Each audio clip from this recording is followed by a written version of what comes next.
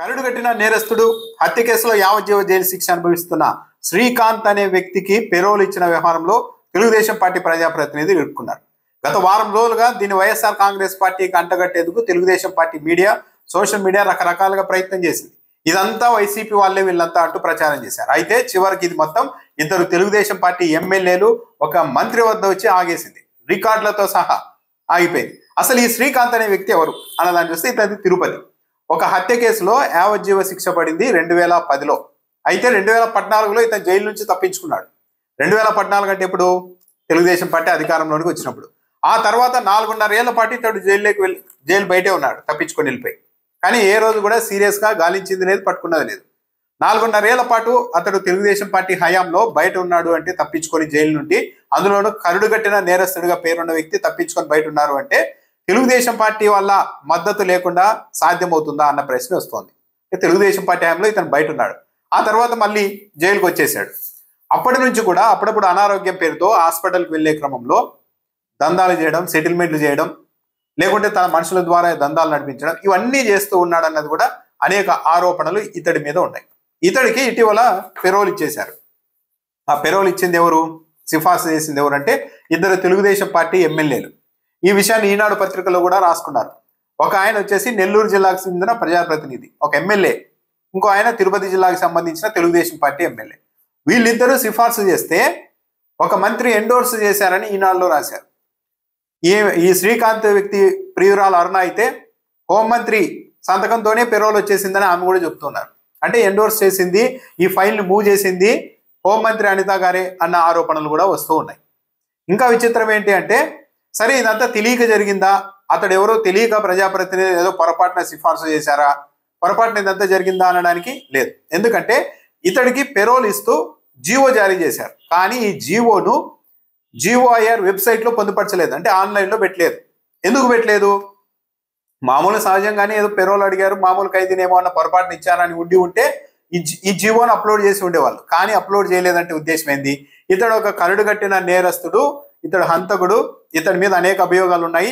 ఇతనికి పెరోల్ ఇచ్చినట్లు బయటికి తెలిస్తే పెద్ద దుమారం రేగుతుంది అన్న విషయంలోనే ఆ వెబ్సైట్లో అప్లోడ్ చేయలేదు అన్నది కూడా చాలా క్లియర్గా అర్థమవుతుంది. అంటే అంత తెలిసే, ఇతను ఎలాంటి వాడో తెలిసే అతనికి పెరోల్ ఇవ్వాలి అన్న ఉద్దేశంతోనే మొత్తం వ్యవహారం నడిపారు అన్నది చాలా క్లియర్గానే అర్థమవుతుంది.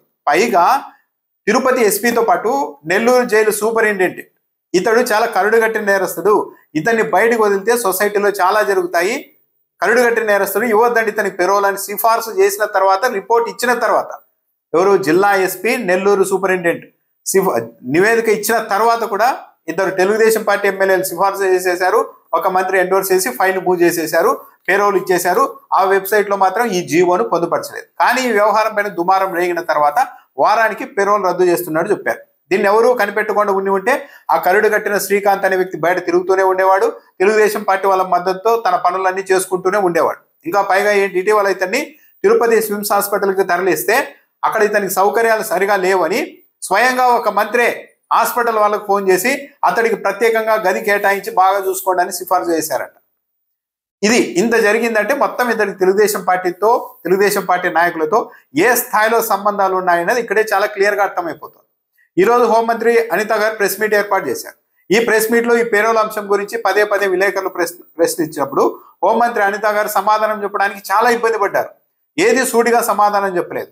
విలేకరులు అడిగారు, ఇద్దరు తెలుగుదేశం పార్టీ ఎమ్మెల్యేలు సిఫార్సు చేశారట కదా ఈ శ్రీకాంత్ కు పెరోల్ ఇవ్వాల్సిందిగా అని ప్రశ్నించినప్పుడు ఆ ఎమ్మెల్యేల పేర్లు చెప్పేందుకు మాత్రం హోంమంత్రి ఎక్కడా ముందుకు రాలేదు. లేదు, తెలుగుదేశం పార్టీ ఎమ్మెల్యేలు సిఫార్సు చేయలేదు అని కూడా ఆమె చెప్పలేకపోతున్నారు. ఎందుకంటే మొత్తం ఆ రికార్డు ఉన్నాయి, ఫైళ్ళు.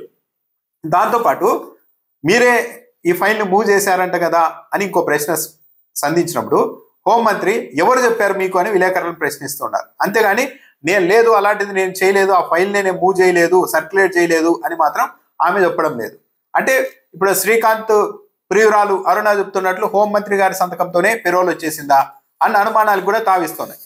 పదే రకరకాలుగా ప్రశ్నలు అడిగేసరికి హోంమంత్రి అనిత గారు విలేకరులను ఉద్దేశించి, మీరంతా నా సోదరులు లాంటి వాళ్ళు, అసలు మీరు పెరోల్ ఎలా వచ్చింది అనే దాని కాకుండా దాని వెనుక ఏముంది, ఆ శ్రీకాంత్ ఎలాంటి వాడు, దాని మీద మీరు లోతుగా విచారణ చేయండి బాగుంటుంది అంటూ ఒక సలహా ఇస్తూ వెళ్ళిపోయారు. ఆమె ఎక్కడా కూడా ఇద్దరు తెలుగుదేశం పార్టీ ఎమ్మెల్యేలు సిఫార్సు చేయలేదు అని చెప్పలేదు. అట్ ది సేమ్ టైం వాళ్ళ పేర్లను బయటకు పెట్టేందుకు కూడా ఆమె ఒప్పుకోలేదు. మీరే ఫైల్ని సర్క్యులేట్ చేశారంట కదా అన్నప్పుడు లేదు అని కూడా చెప్పడం లేదు. మీకెవరు చెప్పారని ప్రశ్నిస్తున్నారు.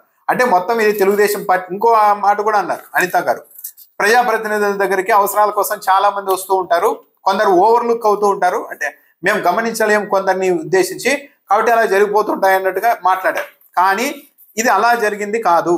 అతను శ్రీకాంత్ అనే వ్యక్తి ఏదో ఆధార్ కార్డు కోసమో రేషన్ కార్డు కోసమో రాలేదు, లేకుంటే పింఛన్ కోసమో రాలేదు.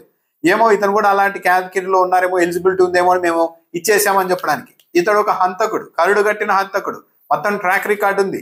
జిల్లా ఎస్పీ చెప్పారు, జైలు సూపరింటెండెంట్ చెప్పారు, ఇతన్ని వదలొద్దండి బయటికి చాలా దారుణాలు జరుగుతాయని. పైగా 4.5 ఏళ్ళు జైలు నుంచి తప్పించుకొని పోయిన వ్యక్తి. అలాంటి వ్యక్తిని మేము ఓవర్లుక్ అయ్యాడు మా దగ్గర, మాకు తెలియక చేసేసాం అన్నట్టుగా హోంమంత్రి గారు మాట్లాడుతున్నారంటే ఇదంతా బయటకు వచ్చింది కాబట్టి ఇలా. లేకుంటే మాత్రం శ్రీకాంత్ అనే వ్యక్తి యథేచ్ఛగా బయట తిరుగుతూ ఇంకా ఎన్ని ఘోరాలు చేసి ఉండేవారు. మరి పైగా హోంమంత్రి అనిత గారు ఈరోజు ప్రెస్ మీట్ లో మరో విషయం కూడా చెప్పారు. ఈ శ్రీకాంత్ ప్రియురాలుగా చెప్తున్న అరుణ అనే ఆమె 4 రోజుల క్రితం ఒక సిఐకి ఫోన్ చేసి నేను హోంమంత్రి పేషి నుంచి ఫోన్ చేస్తున్నానంటూ బెదిరించే ప్రయత్నం చేశారు. చివరకు ఆ సిఐ హోంమంత్రి పేషికి ఫోన్ చేసి ఆరాధిస్తే అసలు విషయం బయటపడింది. ఇంతగా ఈమె తెగించి పనిచేస్తోంది, ఇంత పరిస్థితుల్లో కూడా ఆమె ఒక సిఐని మా పేషి పేరుతో చెప్పి బెదిరిస్తోంది అని కూడా హోంమంత్రి అంతా చెప్పారు. అంటే పోలీస్ డిపార్ట్మెంట్ పట్ల ఎలాంటి పరిస్థితి ఉంది. నిజంగానే ఇలాంటి పరిస్థితుల్లో అరుణ అనే ఆమె డైరెక్ట్ గా ఫోన్ చేసి అవతల వాళ్ళని సిఐల్ని బెదిరిస్తూ ఉంటే మరి కేసు పెట్టి ఇప్పటికి అరెస్ట్ చేసి ఉండాలి కదా, ఎందుకు చేయలేదు అన్న ప్రశ్న కూడా వస్తోంది. నేనేమంటానంటే ఇప్పుడు దయచేసి అందరూ కూడా నాకు సోదరులు లాంటి వాళ్ళే. పేరోల్ ఎలా వచ్చింది ఏమొచ్చిందన్న పోస్ట్ మార్టం కన్నా ఆ వెనకాతలు జరుగుతున్న సిచ్యువేషన్ గురించి పోస్ట్ మార్టం చేసుంటే మీకు బాగుండేది, నాకు బాగుండేది. ఎవరి దగ్గరికైనా ప్రజాప్రతినిధుల దగ్గర అనేసరికి ఎవరికైనా ఏదైనా అవకాశాలు కావాల్సి వచ్చినప్పుడు వస్తారు. వచ్చినప్పుడు కొన్ని సందర్భాల్లో ఓవర్లుక్లో కొంతమంది ముందుకెళ్తారు, కొంతమంది